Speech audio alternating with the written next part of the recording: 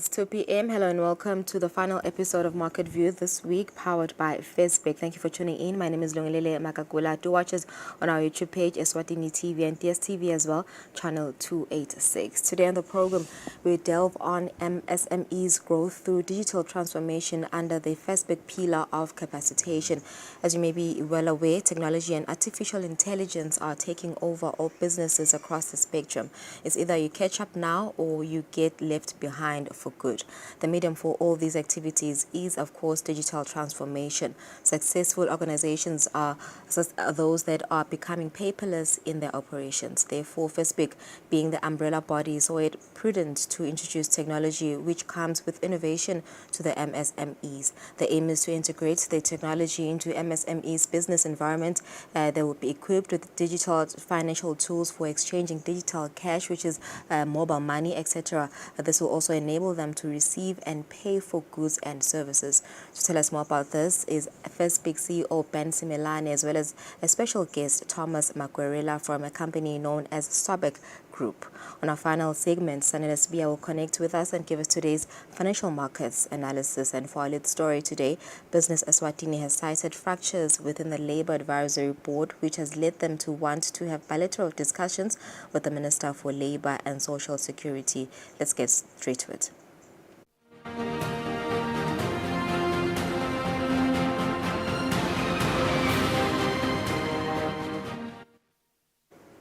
Of a story, a few weeks ago, Business Eswatini sent a letter of intent to leave the Labour Advisory Board, a tripartite body composed of government, employers and workers. This board advises the Minister on labour matters. Business Eswatini cites fractures within the board, which has led them to want to have bilateral discussions with the Minister for Labour and Social Security, which they feel is being denied.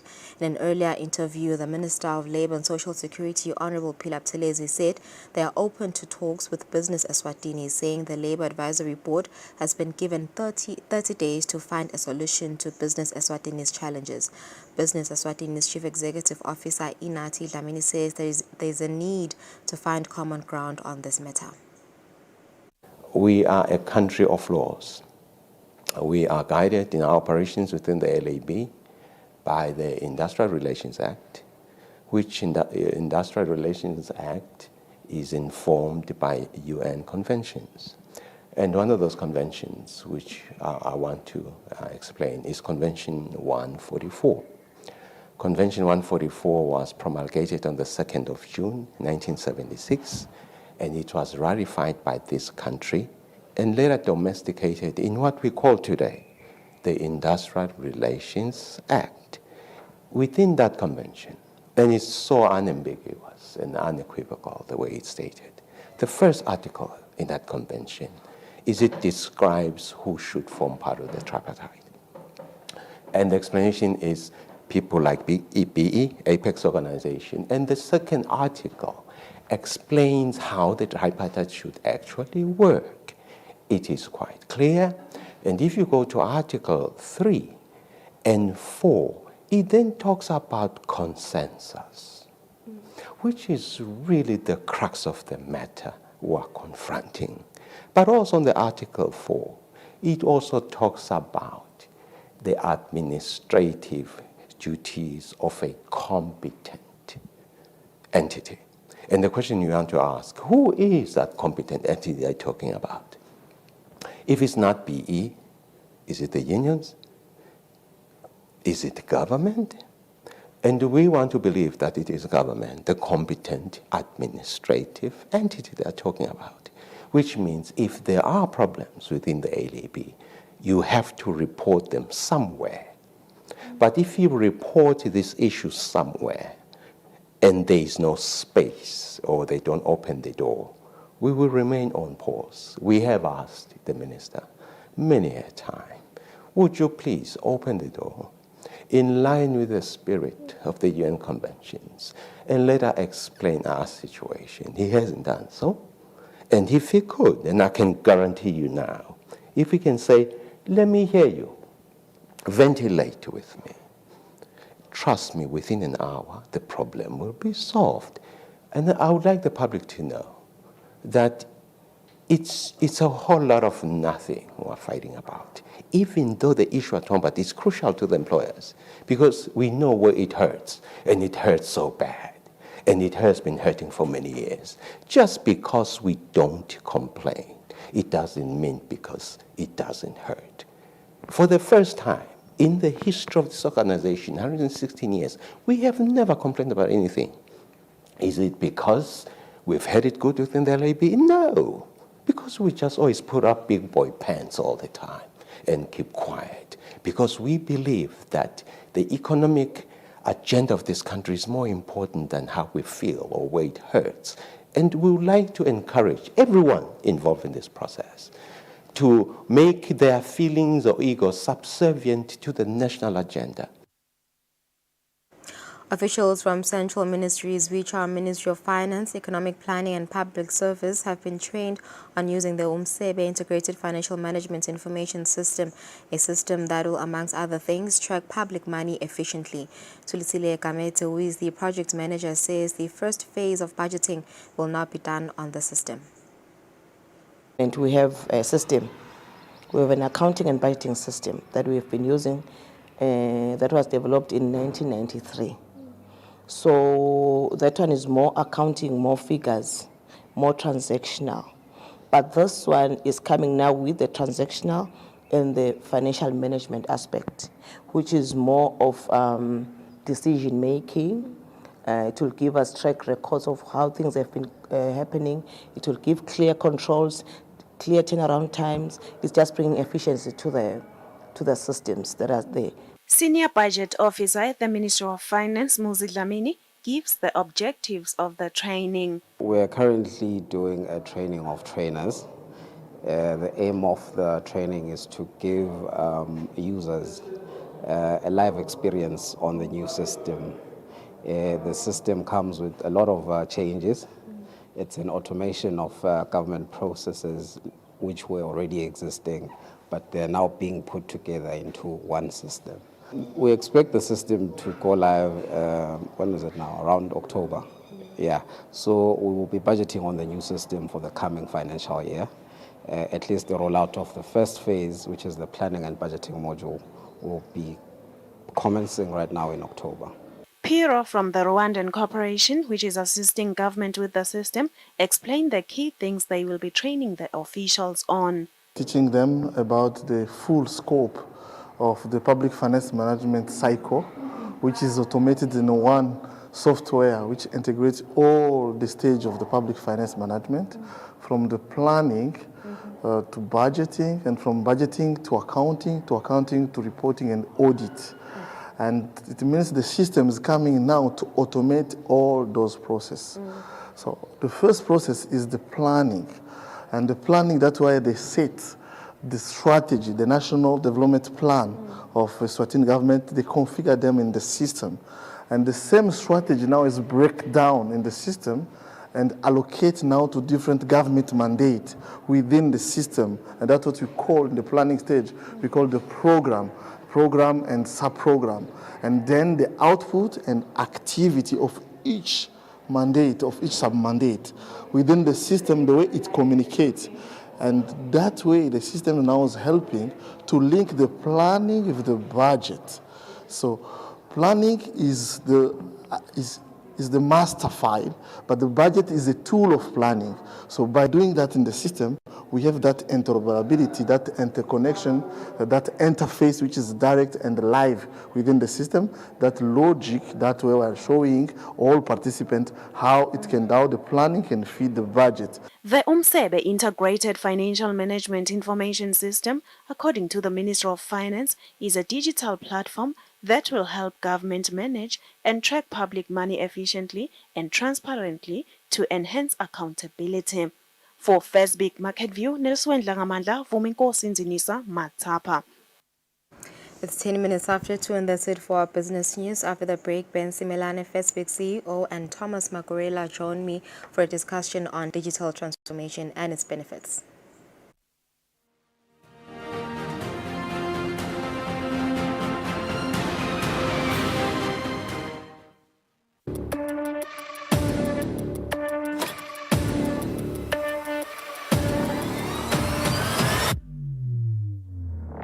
Ujala masoda mahle kunathi lesa. Sabatandi ukuthi njengalokhu Sibile sive sithi khulumeni.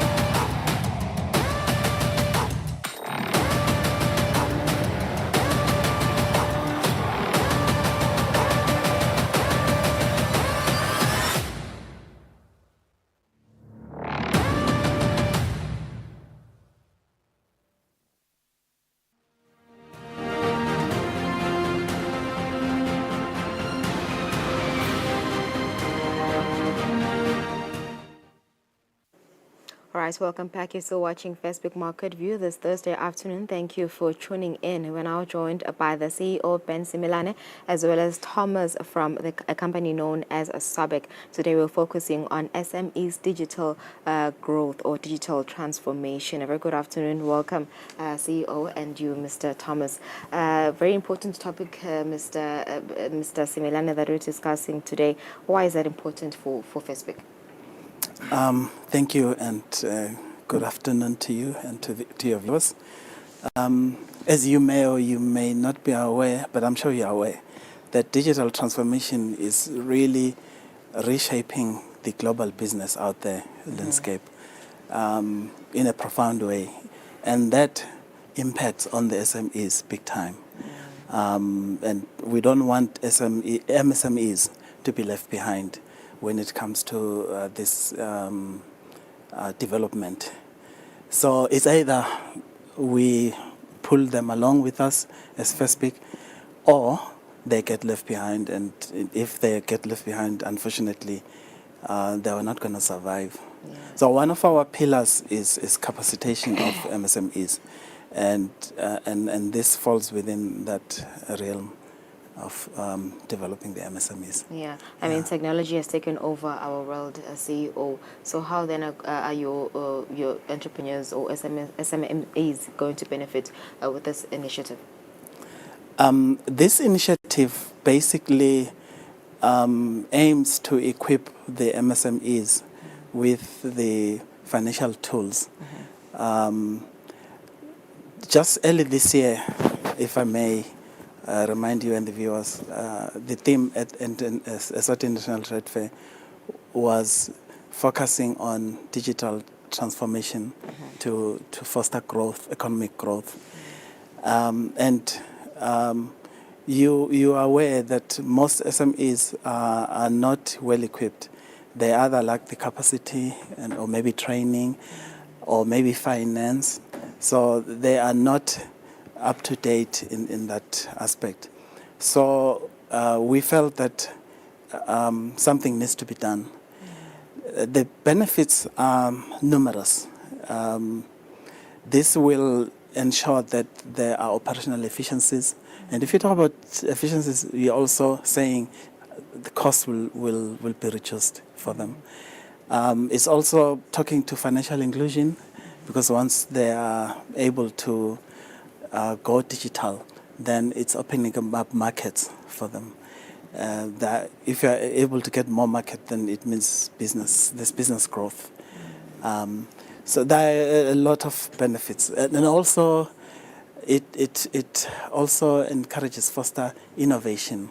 Yeah. You know, technology, it goes together with innovation. Yeah. So we would like to make sure that this is built in the businesses. The technology is infused in their businesses, in whatever they're doing. Yeah, but are they welcoming the development, you know, because some people are not tech savvy and they still want to do things the traditional way, you know, for instance, using a phone or banking app. They still want to go to the bank. They don't want to use their cell phones. Are they welcoming to this new development? You find both group of people. We have those that it will take time. Yeah. But you do have early adopters who are quicker in catching up. But our strategy really is also to involve the youth, because you find that the youth are already up to date with these things, and they're able to assist the older generation. But again, the market forces and the direction of business is such that you have to start changing. I know it's not easy to do that, but they are forced by economic circumstances to adopt. But we need to do it gradually. We don't have to force it. That's right. I see you brought a guest with you, Mr. CEO, Mr. Thomas. Kindly introduce who Mr. Thomas is. Mr. Thomas Makarela is a representative of a service provider called SOPEC IMF. We found that they focus more they focus on the MSMEs in terms of digital transformation, and they offer products which fit our needs as MSMEs, and hence we have robbed them as a service provider to assist us to assist the MSMEs. Yeah, and I'm sure you can elaborate. Please do elaborate. Mr. Thomas, very good afternoon. Welcome to Market View. So how are you planning on, helping SMEs in the country as SABEC? Thank you very much, and good afternoon to the viewers out there. Yes, we, Mrs. Bilani has mentioned that there are challenges in terms of the skills, the technology, and also the cost of adopting this technology. Some of our people might not have the knowledge, to do these things, and also how to transform. It becomes a challenge, and that's where we as SOBEC IMF stepped in to say we want to assist SMMEs. We want to break the barriers of cost, whereby a cost become a hindrance for MSMEs to access some of the technologies that are out there. So we offer a technology, we offer support to SMMEs in terms of market expansion, whereby we have got platforms that offer e-commerce platforms which breaks the barrier of geographical location, when SMME or MSME can offer their product countrywide, even outside of the country. Also, there are some of the tools on our platforms that help the SMMEs to increase their efficiency, their productivity, automation of certain services. Also, one of the issues is just for them to build the resilience. Some of the products that we have on our platform is called MSF, which also allow SMMEs or MSME to offer their services out there to the public. Also, people who are out there in the rural areas can access some of these services. MSMEs are given tools which doesn't require equipment. Using your mobile device, you are able to run your retail outlets, for an example, where you manage your stock, you manage your inventory, you can issue receipts via WhatsApp without printing. You don't need to buy printers. So we are trying to really break down the cost of doing business for MSMEs. And some of the things just to build resilience, also allow these MSMEs to come up with a new innovative product.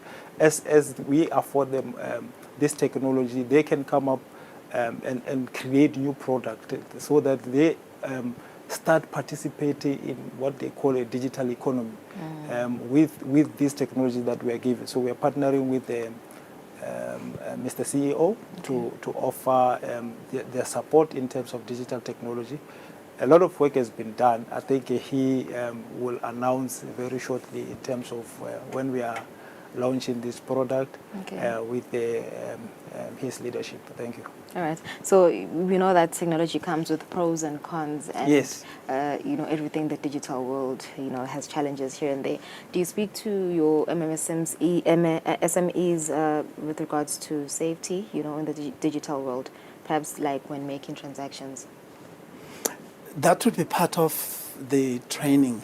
Our strategy is to maybe first train our members so that they understand what they're getting into. Okay.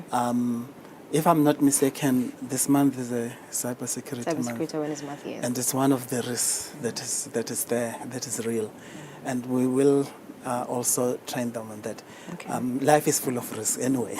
Yeah, it is. Okay. Yes, you want to add? Yeah, just to add, with this collaboration, one of the things that we as SOBEC IMF run on a monthly basis is what we call Imaliame Hub on a monthly basis, where we are open up to MSMEs to connect with us, whereby we offer training on various aspects. So this will be rolled out once we launch with the FESBC. We will be able to roll out this, whereby we conscientize them about the cyber security, the risk, and how to manage their business better on a continuous basis, so that we continue supporting the MSMEs. Yeah. All right, coming back to you, CEO, we know that this initiative is also aimed at equipping digital finance tools for your SMEs.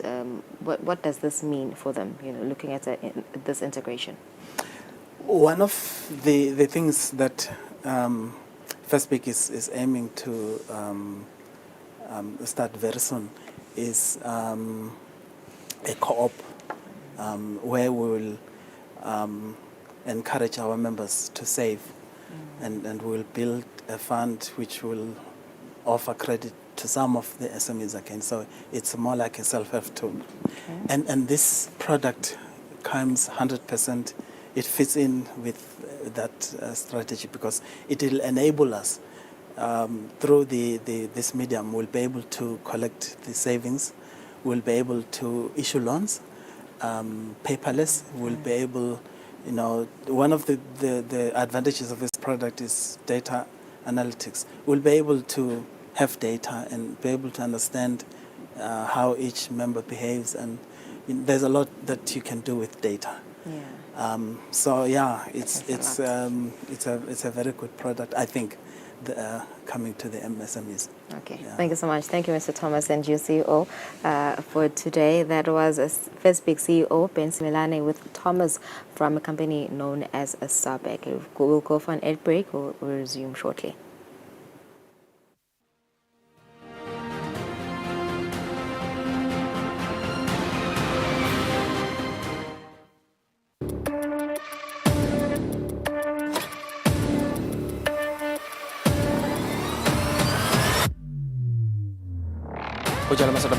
sabathandi ukuthi njengalokhu sivile sikhulume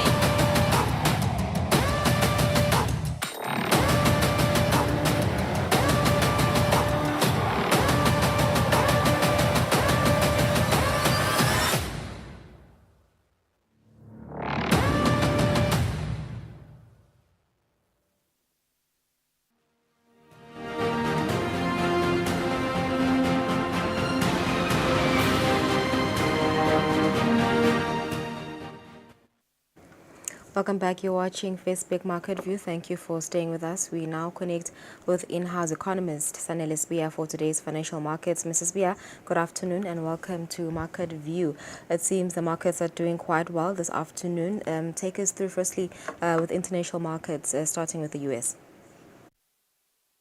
Thank you, Lulu. So if we go to the US, you will see that there was a bit of a market sell-off yesterday, but pre-trading data is now showing that the markets are trying to throw up because of that improvement in terms of Tesla earning, and quite a number of companies showing that they're going to give positive earnings. But we saw that when you look at yesterday's numbers, it remained on the red purely because of those uncertainties around the interest rate cuts that we should expect in the next month when the Federal Reserve Bank meets. And then there's also the issue of the elections at hand. So move on to the Eurozone in London. You will see that London is a bit upbeat because we know that there's a new Labour government now, and we do expect them to come up with a better policy, such that we've seen, British government bonds, the yields on those, they just ticked up a bit because, the assumption is the new Labour government is going to actually expand the deficit scope or the borrowing scope. Germany remains relatively well, same with France, but we know there is that elections debate or that elections worry, because we do know that if we get a Trump presidency again, we are going to see a resurgence of those, or even more, more tariffs being leveled against, European commodities. But when we move into Asia, What we are seeing happening in Asia is we saw a bit of some losses yesterday, more especially in Japan. So that's purely because we saw the manufacturing purchases in the index being released, showing that investors or the orders for Japanese manufacturers were not so good in the month of September, October.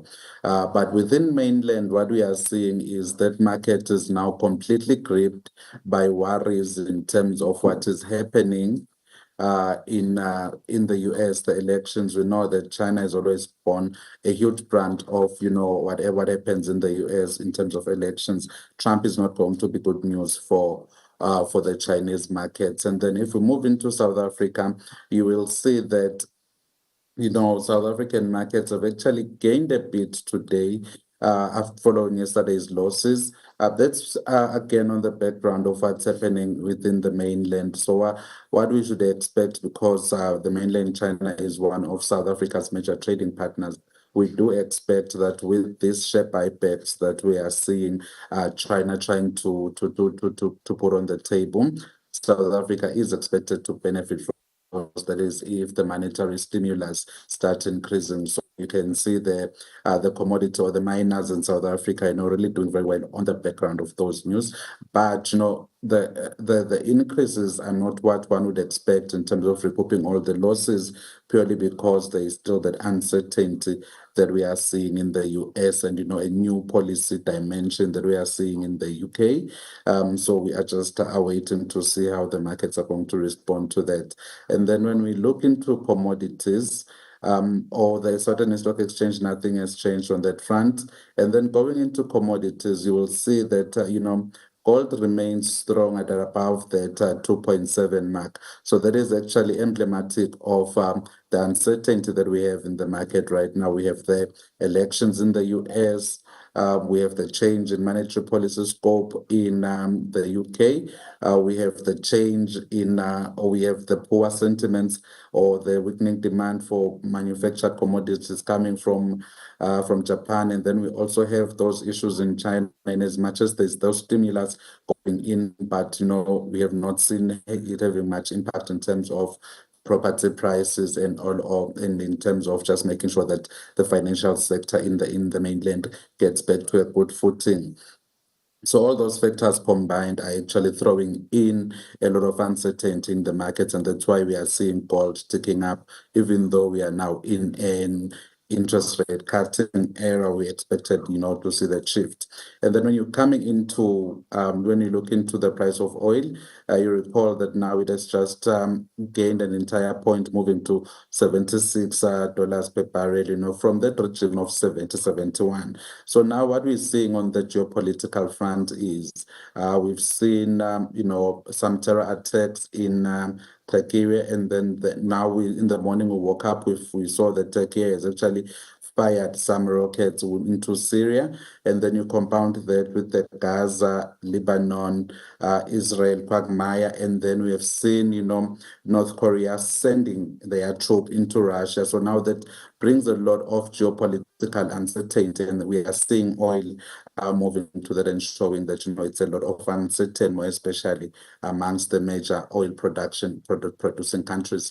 And then when we come to the domestic economy, when you look into the currencies, you will see that we've gained a bit of strength against the dollar and against the euro, purely because of that uncertainty. Same thing against the Japanese yen, because of the uncertainty that is there in world market, more especially in the global north, and when you also look east, and then the geopolitical tensions. So because of the bit of stability that we have in the region, our Lilangani gained a bit of marginally. So we are still not yet in those regions that we saw, that 1710 type of region that we saw earlier on. Thank you. All right, thank you, Mrs. Bia, for today's financial markets. That was a perfect analysis of today's financial markets this afternoon. And that's it for our program today. This was the final episode of FESBC Market View this week, powered by FESBC. Thank you for tuning in. We'll see you next week, Monday at exactly 2 p.m. Have a lovely weekend.